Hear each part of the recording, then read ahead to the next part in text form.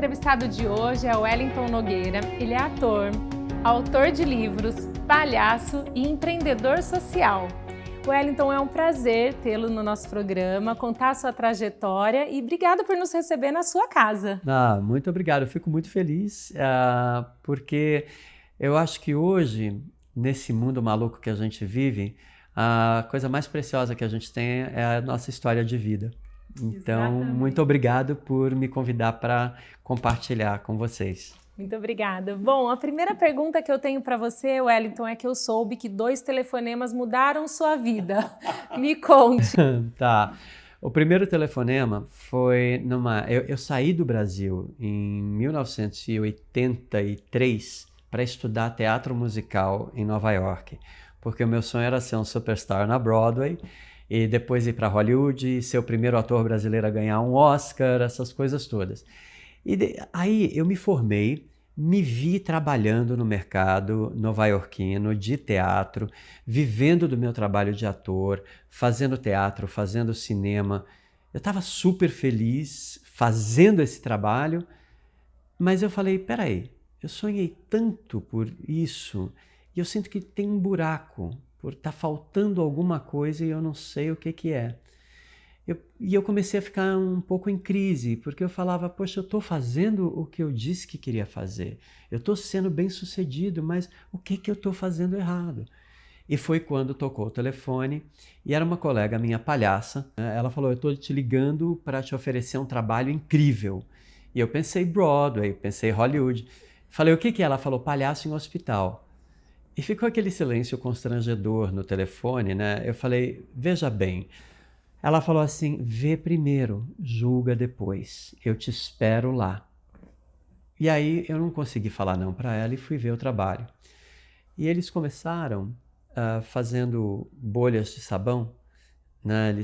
E aí ela viu que tinha alguém na porta, aí eles se apresentaram, olha, sou o doutor fulano, doutora cicrana, a gente só está fazendo uma limpeza, é um hospital, você sabe, não pode ter germes, esse detergente mata todos os germes, e cada bolha que eles estouravam fazia um barulho engraçado, a criança começou a rir, e aí então daquelas bolhas foram saindo flores, animais, bichos, porque o palhaço era um mágico excelente. Então, o que eu vi? Elegância, maestria, integridade artística, cênica na relação com aquela criança. Arte pura. Eles não estavam lá para ser bonzinhos. Eles estavam lá para ser bons artistas, muito competentes e profissionais. E qual foi a reação que eles tiveram? A criança começou a demonstrar tônus, ficar cada vez mais envolvida, e aí eles pediram licença para entrar. Ela fez assim. E no que eles puseram o pé no quarto, ela saltou do leito e foi interagir com eles. Até hoje, 30 anos depois, eu nunca vi isso acontecer numa superprodução da Broadway ou de Hollywood. Ter esse impacto sobre uma plateia de um. No teatro e no cinema, uma pessoa na plateia é um fracasso retumbante, mas no hospital é 100% da lotação. Então, e eu me lembro que a primeira criança que eu visitei chorou assim. E aquilo me relaxou, porque eu falei, bom, já não entrei mesmo, vou relaxar.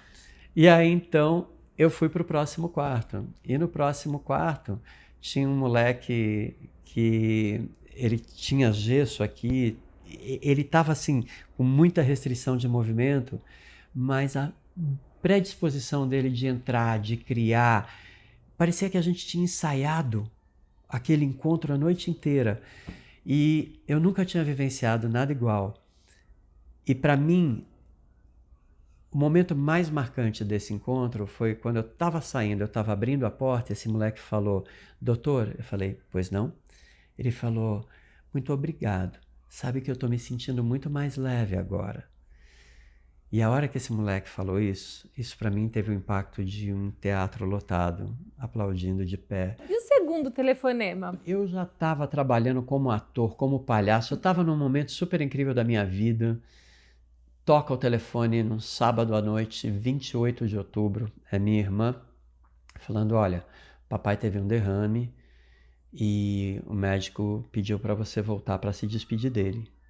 Foi bem assim. E eu pensei, quer saber? Meu pai, ele está morrendo. Então, ele morrendo, ele vivendo, eu quero estar de volta no Brasil para dar apoio para minha família.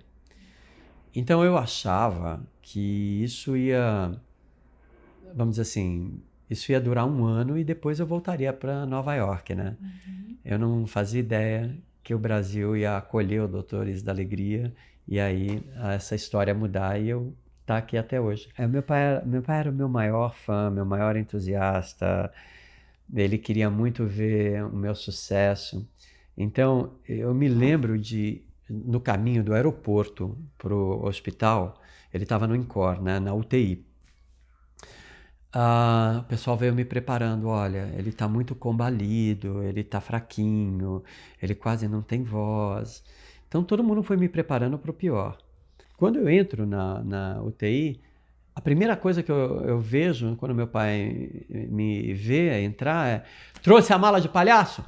Eu tomei um susto, porque ele falou com uma voz forte, né? Eu falei: oi, papai, que bom te ver, né?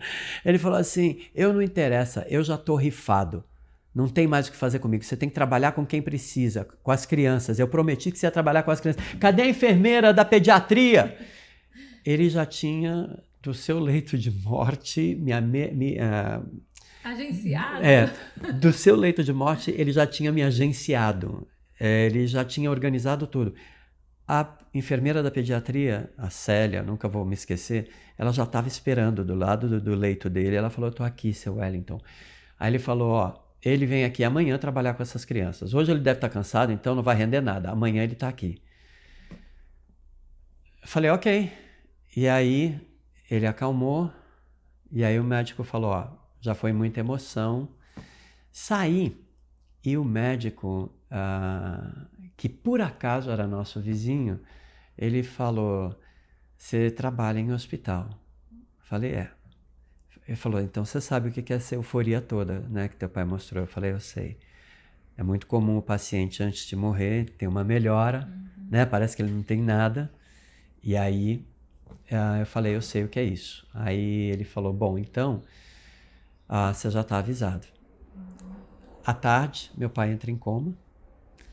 E quando foi à noite, né, eu tinha combinado de trabalhar com as crianças lá do INCOR no dia seguinte.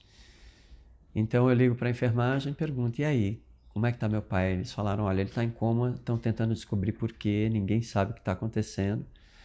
No dia seguinte, antes de ir para o hospital, eu liguei, perguntei, eles falaram: ele ainda está em coma. E eu ainda falei: ó, eu não estou com cabeça para ir, ele está em coma, eu estou cansado. Aí a enfermeira falou: eu já disse para as crianças que vinha um palhaço aqui hoje. Se você não vier, você vai ser um palhaço morto. Eu falei: argumento convincente, então tá. Fui. E enquanto eu estava me maquiando, sei lá por quê, eu falei: é o seguinte, eu não estou morrendo de vontade de estar aqui, mas eu tô. Eu vou fazer o melhor trabalho que eu puder. E qualquer crédito que eu tiver, você vai botar na conta do meu pai. Falei isso em voz alta. E saí para trabalhar. No final, foi um dia maravilhoso. Eu vi que tudo que eu fazia em inglês em Nova York se traduzia para o português no INCOR, em São Paulo. E como eram só 22 crianças na época, eu ainda visitei os adultos, os idosos, enfim. Terminou, eu estava melhor amigo de todo mundo no hospital e eles me deixaram visitar meu pai. Eu achava que meu pai ia estar em coma, mas ele estava sentado no leito, ele estava com pedacinhos de pera picada num lado e uma soda na outra mão. E a hora que ele me viu, ele acendeu e falou assim: então, como é que foi? E ali eu vou te falar, eu não estava preparado para isso não, porque eu falei: cara, acho que pela primeira vez na vida eu entrei na fila certa, porque eu Muito emocionante. falando com você agora, eu me lembro de como sumiu o chão debaixo do meu pé de uma maneira muito bonita. Eu tive que voltar para casa a pé para poder elaborar o que tinha acontecido. Nunca na minha vida tinha acontecido nada assim. Quando eu me lembro que no dia que eu fui para Nova York para essa grande mudança de vida, meu pai me pegou antes de entrar no elevador e falou assim: vai, se tudo der errado, se você quebrar a cara, você volta que eu vou estar sempre aqui para você. Então, a oportunidade de me despedir dele, me trouxe um senso de gratidão muito grande. Eu tinha uma necessidade de agradecer. Então, esse foi o meu compromisso com o Brasil. Falei, vou começar, vou estruturar e volto para a minha vida. Durante a noite, eu era o enfermeiro do meu pai, né? Então, foi ali que eu ficava traduzindo todo o material do programa americano. Foi dali que eu criei o nome dessas sessões noturnas, que eu anotava tudo, que eu escrevia o projeto, essa coisa toda, que veio o nome Doutores da Alegria, inspirado na matéria de um jornal americano que falava que aqueles artistas eram Doctors of Delight, doutores do encantamento. Eu achei aquela expressão bonita e traduzi, foi assim que nasceu o nome. É isso que é fascinante, sabe? Não existem 2 quartos iguais, não existem 2 crianças iguais. Você está sempre começando de novo, começando do zero. Até e a beleza do palhaço é isso, ele é um artista que ele está sempre se desafiando. E ele é um artista múltiplo, né? Então ele toca instrumentos musicais, ele canta, ele dança, ele faz mágica, ele faz malabares, ele faz mímica. Então ele aprende todos esses ofícios para integrar tudo isso. No hospital, você está co-criando com a criança em tempo real. E uma coisa eu sei, tem que ter começo, meio e fim. Não pode ficar uma coisa solta e aberta. E quando a criança não está tão aberta a essa interação? Como vocês faziam na época? A gente sempre pede licença. A gente nunca, além de passar pela enfermagem antes, ao entrar no quarto, bater na porta, buscar o contato com a criança e perguntar: posso entrar? Se ela deixa entrar, aí a gente entra. Se ela não deixa, aí a gente vai ver o que dá para fazer para tentar reverter. E se ela não deixa, a gente vai para o próximo quarto. A partir disso, pode haver confiança. E é quando você volta na próxima vez e ela fala, só na porta. Já aconteceu isso? De você ir conquistando? Eu nunca me esqueço de uma criança que foram 6 semanas. Nossa, só da porta. Eu me lembro que essa criança, foram 6 semanas, as 4 primeiras não tinha negociação. Eu chegava, ela olhava em mim, ela chorava. Na 5ª semana ela não chorou. Então eu falei, oba. Aí perguntei, posso entrar? E ela fez. Aí eu falei, então tá bom, eu posso ir embora? E ela fez. Olha que interessante. Aí, né, se fosse uma mente linear, falaria, tá vendo? Toma tanto medicamento que já nem sabe o que quer. Tá falando. Mas, como o palhaço não tem uma cabeça, uma mente linear, e a surpresa daquela criança, ela me tirou o chão. E a minha reação foi, olha, agora eu entendi. Ela está me dando o batente da porta. Esse é o limite. Esse é o espaço que eu tenho para poder mostrar se ela pode ou não confiar em mim. Então foram 2 semanas no batente, até que na 7ª semana ela me deixou entrar. E quando eu falo criança, hoje, nesse contexto fora do hospital, meu entendimento de criança vai de 0 a 150 anos. Que eu acho que em muitos casos a gente só mudou de tamanho, mas a criança continua lá, presente. E dá para medir o resultado desse trabalho nos hospitais, inclusive no clima organizacional do hospital? Porque vocês impactam não só o paciente, mas também os profissionais de saúde que estão ali. Exatamente. A primeira pesquisa feita foi uma pesquisa qualitativa, feita pela Morgana Mazetti, que é uma psicóloga hospitalar.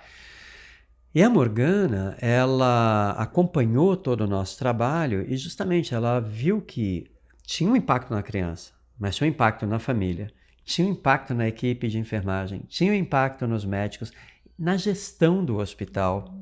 Tanto que a gente começou a ouvir esse trabalho humaniza o hospital. Inclusive, como eram os critérios de seleção para ser um profissional do Doutores da Alegria? Que critérios na época vocês estipulavam? Os critérios eram, primeiro, tem que ser um artista profissional com a graduação em técnicas, em artes cênicas, mais a especialização em técnicas circenses e técnicas de palhaço. Isso para nós era fundamental. Vocês criaram uma escola na época também para poder... Na verdade, a escola veio há 14 anos atrás. Desde que eu comecei o Doutores, eu tinha ideia que ele teria esse viés de escola, porque era uma formação muito única.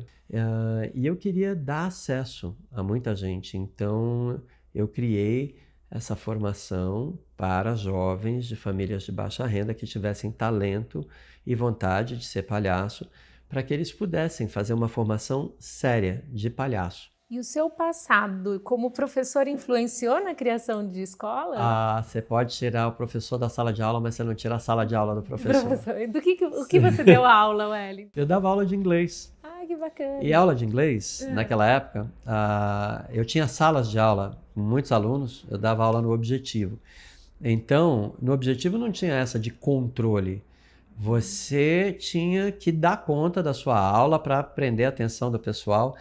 E desde a primeira aula, a comédia foi sempre a teatralidade, enfim, tudo que fazia os alunos rirem para eles aprenderem de uma maneira divertida. E a criação do nome também, fiquei curiosa. Tá bom.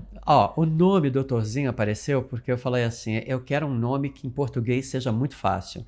Então, Doutorzinho pareceu ser um trocadilho engraçado e ficou até hoje. Essa vivência dentro dos hospitais te permitiu provavelmente enxergar a vida de uma outra forma. Sim. Que contribuição foi essa? Bom, o hospital, a primeira coisa que ele faz é colocar a gente muito próximo daquela linha tênue entre vida e morte. Então, no hospital fica muito claro que a certeza que a gente tem é aqui e agora. A outra coisa que o hospital me ensinou foi a celebrar, de novo, a única certeza que a gente tem aqui e agora. O outro tremendo aprendizado é que, por pior que seja uma doença, uma crise que paralisa um corpo, mesmo nesse cenário, sempre tem um lado que está bom. Enquanto existe vida, tem um lado que está saudável. E é essa conexão que a gente busca. Então, quando a gente faz essa conexão com esse lado saudável, aí, tanto a criança, o médico, o artista, o familiar, essa conexão com o lado saudável, ela nos conecta com a nossa potência. Eu te falo, como um palhaço no hospital, eu tive o privilégio de conhecer a dimensão mais sagrada de trabalho. Existem muitas outras. E eu acho que elas aparecem principalmente no trabalho que envolve o servir a outro ser humano, no se colocar a serviço do outro, para o bem-estar do outro, para a alegria do outro.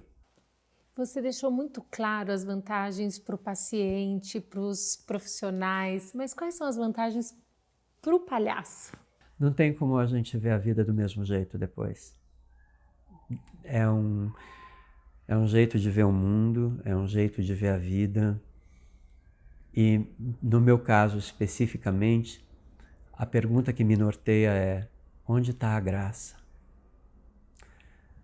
E a graça no seu sentido mais amplo. Não é só naquilo que me faz rir. É a bênção. Você estava falando sobre características de personalidade, história de vida. Eu vi em algumas entrevistas que você se descreve como muito crítico. Eu queria que você explicasse um pouquinho. É crítico com você mesmo, com outras pessoas, e quais são as vantagens e desvantagens de ser assim? Esse riso é nervoso. Peguei. Eu sou crítico, mas justamente quando você é crítico para fora, a primeira vítima é você mesmo, né? Eu acho que agora a idade me deixou mais brando, mais brando. Eu acho, e mais acolhedor eu comigo mesmo. Queria comentar sobre esses próximos passos. Sei que você está passando por um processo de mudanças e transformações. Já me descreveu como também inquieto. Tem tudo a ver com essa sua personalidade. Tem. Que passos novos são esses? Eu descobri, a meu respeito, que eu gosto de servir. Então, eu sou um cara que eu busco essas oportunidades, essas experiências de alegria. Porque agora... A sua felicidade está em servir o outro? A minha felicidade está em Isso é muito servir, nobre. está em criar. Eu gosto de servir, eu gosto de criar, eu gosto de correr bons riscos. Riscos assim, no sentido de tentar alguma coisa nova, alguma coisa estapafúrdia. É o seu momento hoje. Sim. Dá frio na barriga? Dá! Tem medo? Sim, mas isso é muito bom, porque é sinal que eu estou vivo. O que você costumava ouvir dos pais depois de um atendimento? Uma expressão de gratidão, muitas vezes lágrimas nos olhos, assim, sabe aquela lagriminha falando muito obrigado, ou muitas vezes uma gargalhada, e então sempre muita cumplicidade. Que outros prêmios, além do sorriso dessas pessoas que você já encantou, que para mim já é considerado um grande prêmio, que outros você já recebeu pela sua atuação? Eu já recebi o Prêmio Cidadão Paulistano pela revista Veja, mas dos reconhecimentos que eu recebi, o da Ashoka como empreendedor social e ter sido o Prêmio Criança da Fundação Abrinq, que é o primeiro reconhecimento que a gente recebeu aqui no Brasil. E, para mim, o mais marcante foi o do Habitat, da ONU. Em 99, 2000 e 2001, a Doutores Alegria do Brasil foi considerada uma das 40 melhores práticas globais e hoje está lá na lista das 100 melhores. Então, esse reconhecimento que veio assim do mundo, né, pela maneira como o trabalho é feito. Me sinto privilegiada de ter aprendido com você tudo isso que você teve a oportunidade de aprender na prática e, mais do que isso, de poder, através do programa, compartilhar e inspirar outras pessoas. Muito Foi um prazer obrigado, enorme. eu fico muito feliz e muito honrado. Obrigado mesmo. Muito obrigada por assistir a essa entrevista e se essa trajetória também te inspirou, deixe nos comentários o seu depoimento.